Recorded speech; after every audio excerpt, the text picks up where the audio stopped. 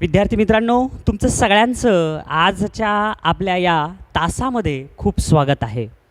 मुलांनो, आपली एकच परीक्षा आणि ती म्हणजे शिष्यवृत्ती परीक्षा.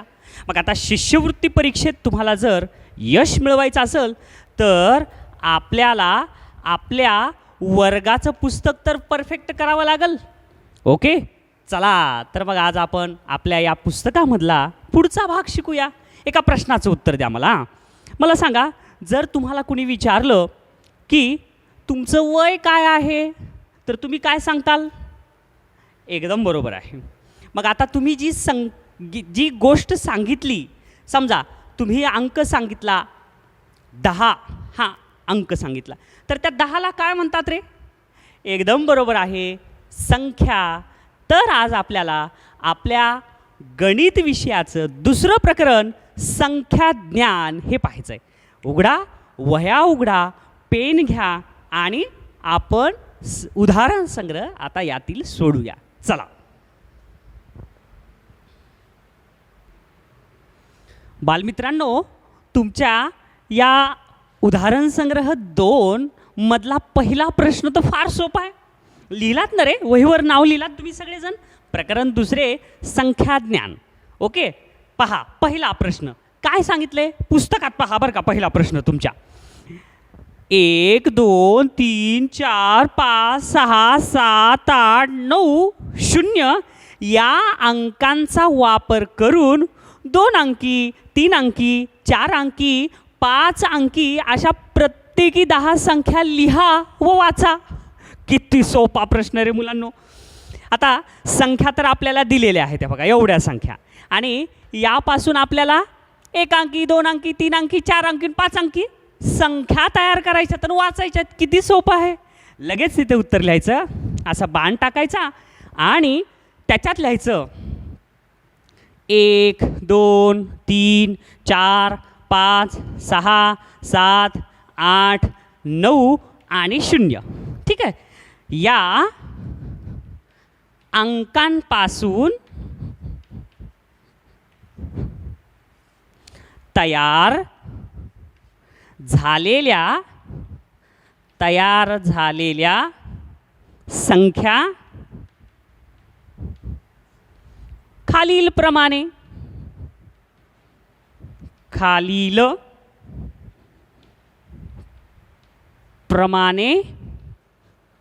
आहेत. एवढं समजलं मुलांनो? झालं. आता एवढं समजलं की ह्याच्या खाली संख्या लिहायच्या.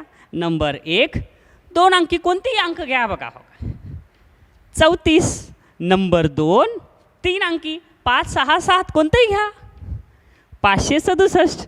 नंबर 3 4 अंकी कोणते घ्या 1 2 3 4.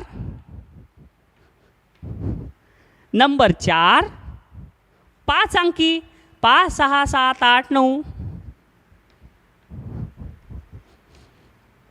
आलं? आणि नंतर कोणती सांगितली आहे? बस 5 अंकीपर्यंत. आता ह्याचं वाचन करा म्हणलंय. मग वाचन केलेला तपासणाऱ्या शिक्षकांना कसं कळतं माहिती का? सांगतो तुम्हाला. आता हे 34 आहे, हे वाचन केलात तुम्ही. हे 567 आहे, हे वाचन केलात तुम्ही. आता हे 1234 आहे, वाचन केलेलं कसं कळतंय? तर क्वामावरून. एकक दशक शतक झाला की क्वामा द्यायचा. क्वामा दिला म्हणजे ती संख्या वाचन केली असा अर्थ होतो.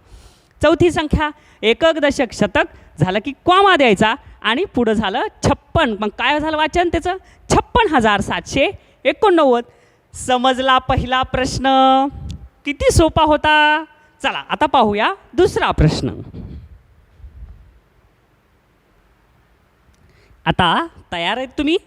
दुसरा प्रश्न सोडवायला तयार आहेत ना? चलो पहा.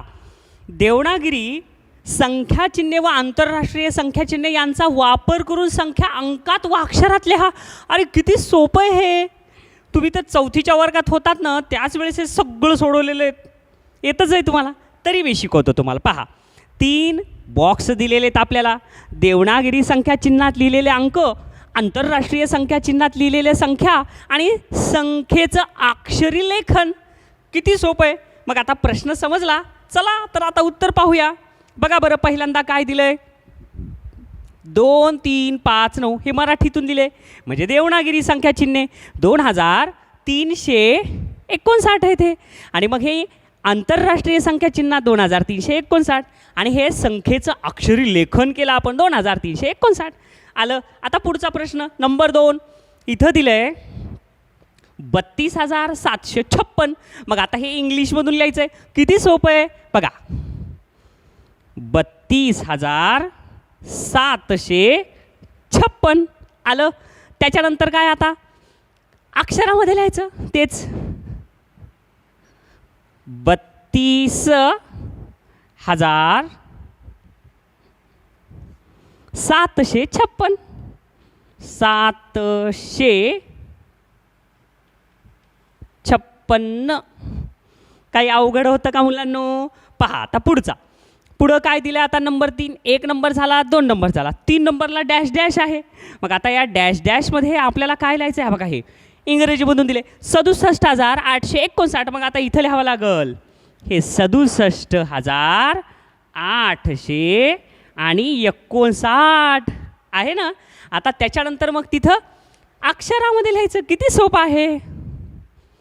67,859 859.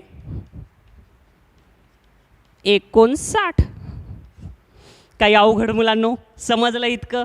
त्याच्यानंतर काय रे पुढचं चौथं 1034 ते इंग्लिशमधून लिहायचं 1034 आणि ते तिथं लिहा 1034. आता पुढचं जर तुम्ही नीट पाहिलात तर इथं तुम्हाला अक्षरात दिलं आहे 27,895. मग आता ते इंग्लिशमधून लिहा बघा. 27,000 झालं की कॉमा 1,895 हे बघा 895. काय अवघड. आता हेच इकडं ह्याच्यामधून लिहा मराठीतून देवनागरी हे बघा 27,895. समजला दुसरा प्रश्न. किती सोपा होता. चला आता आपण सोडूया तिसरा प्रश्न. उदाहरण संग्रह 2 पूर्ण सोडवणं झालं ना 5 वेळेस सोडवायचं आहे बरं का तुम्हाला. चला तिसरा प्रश्न पाहूया. चला विद्यार्थी मित्रांनो तिसरा प्रश्न पाहूया. फार सोपा आहे हा सुद्धा.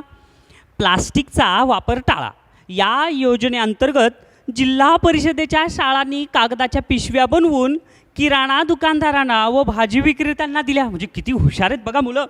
कागदाच्या पिशव्या बनवल्या आणि भाजी दुकानदार आणि किराणा दुकानदारांना दिल्या. प्लास्टिक वापर टाळा हा त्यांचा उद्देश होता. त्या पिशव्यांची तालुकानिहाय संख्या वाचा व ती संख्या अक्षरी लिहा म्हणले. आणि आपल्याला प्रश्न दिला आहे संख्या वाचा आणि अक्षरी लिहा. बघा मुलांनो कसं असते माहिती आहे का. उत्तर तुम्हाला बऱ्याच वेळेला येतं आहे पण तुम्ही ते उत्तर लिहितात कसं त्याला महत्त्व आहे.